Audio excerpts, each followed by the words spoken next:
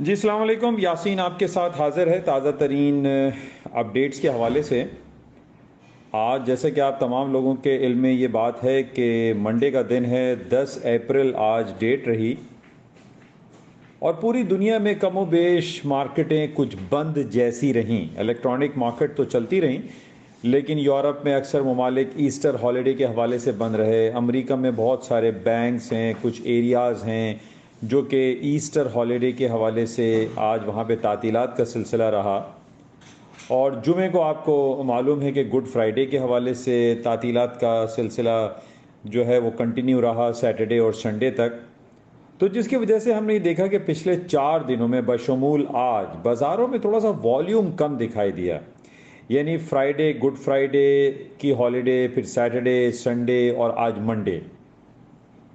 اچھا، نارملی ہم نے یہ دیکھا ہے کہ جب ان تعطیلات کے بعد مارکیٹیں اوپن ہوتی ہیں، ایک فل فلیجڈ مارکیٹ میں جو سین آن ہوتا ہے اس میں والیوم بہت زیادہ آ جاتا ہے۔ تو کل بروز منگل یعنی 11 اپریل کو جو ہمارے پاس تاریخ رہے گی، اس حوالے سے اس بات کو سمجھنا بہت زیادہ ضروری ہے کہ کل والیوم مارکیٹ میں بہت زیادہ رہے گا۔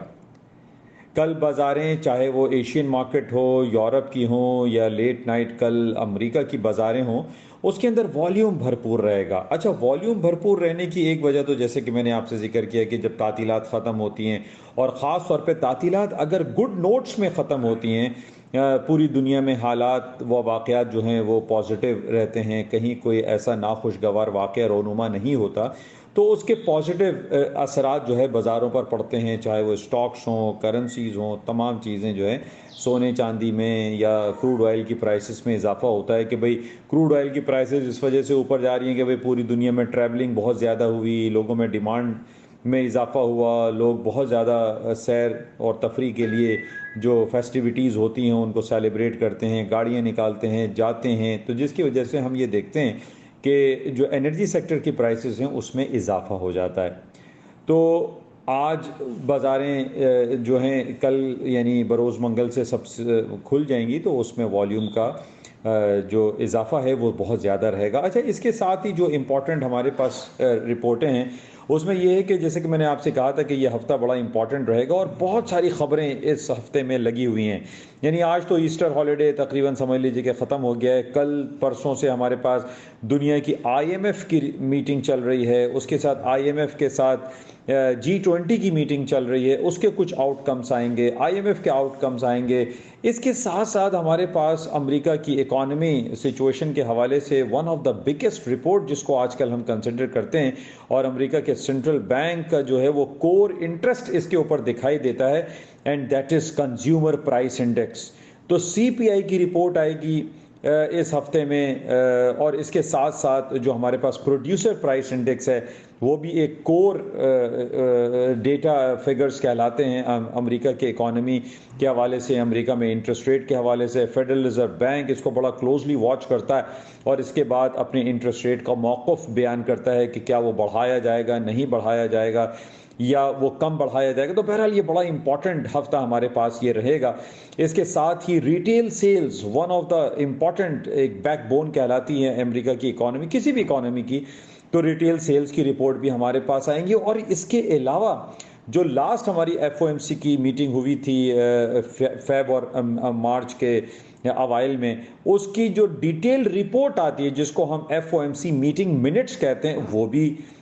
2 دن کے بعد شائع کی جائے گی۔ تو اس حوالے سے ہم یہ دیکھ رہے ہیں کہ یہ ہفتہ جو کل سے سٹارٹ ہوگا یعنی بروز منگل سے 4 دن کے لیے جو مارکیٹیں چلیں گی، اس میں خبریں بہت ساری ہیں، بہت سارے ڈیٹا ہیں، بہت سارے جو ہے وہ اناؤنسمنٹ جو ہے ہمیں دکھائی دیتے ہیں، تو بازاروں میں ایک بھرپور والیوم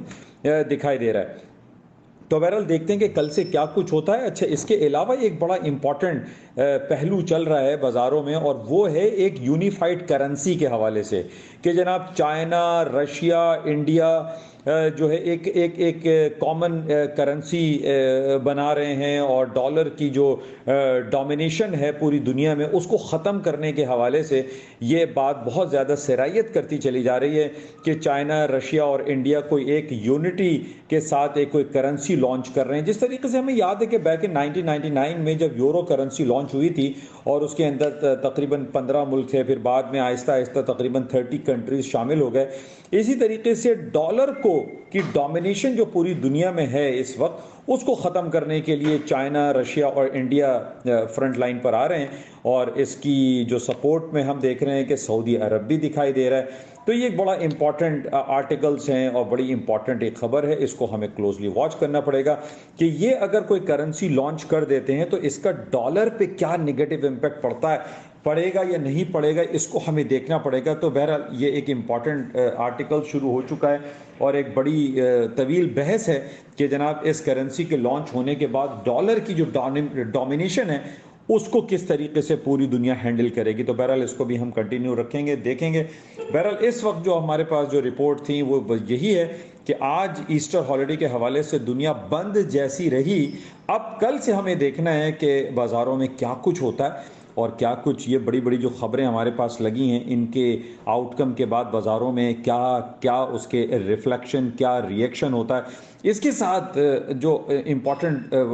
جو پوائنٹ ہے وہ یہ ہے کہ یہ سیکنڈ کوارٹر سٹارٹ ہو چکا ہے 1 اپریل سے، اور فرسٹ کوارٹر کی جو ارننگ رپورٹس ہوتی ہیں بڑی بڑی دیو ہیکل کمپنیز کی، وہ بھی اسی ہفتے اور یا اگلے ہفتے وہ شائع ہوں گی. تو یہ ارننگ رپورٹس کے آؤٹ کم پہ بھی بازاروں میں بہت زیادہ اتار چڑھا ہوتا ہے، چاہے وہ سونا ہو، چاندی ہو، تیل ہو، اسٹاکس ہو، اسکرپٹس ہو. تو اس کو بھی ہمیں چیک میں رکھنا ہے. تو انشاءاللہ رابطے میں رہتے ہیں اور دیکھتے ہیں کہ کیا کچھ ہوتا ہے اور بازاریں کل سے کس اینگل سے اپنے آپ کو لے کے چلتی ہیں اور کیا کچھ اس میں اتار چڑھاؤ آتا ہے. انشاءاللہ رابطے میں رہتے ہیں. اجازت دیجیے. خدا حافظ. یاسین، کراچی.